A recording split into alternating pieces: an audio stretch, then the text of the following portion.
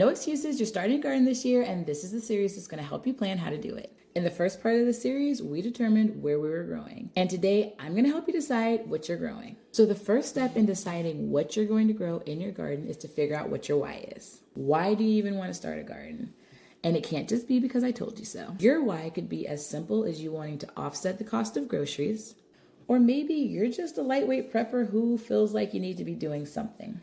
Either way, why are you growing? Once that's decided, we are going to create a list of anything we could even desire growing in our garden.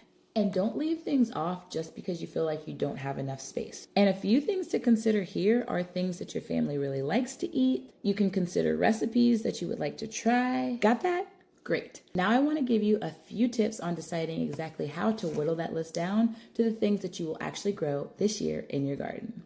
Introducing the 50-30-20 rule. This is my simple way to divide out what I want to grow and make sure that I'm growing high yield crops, quick producing crops, and things that are just fun and good for the soul. So the 50% in our 50-30-20 rule is going to be high yield, high producing crops. These are going to be things like tomatoes, peppers, squash, potatoes, sweet potatoes, herbs. These are going to be really high yielding. They will take up space for a long time, but you will get a significant harvest. And if you're growing indoors, you will want to seek varieties that are called dwarf, micro dwarf, semi-dwarf, container varieties. These are going to have a smaller footprint, but still produce a ton of food. The 30% are our quick harvesting, fast growing foods.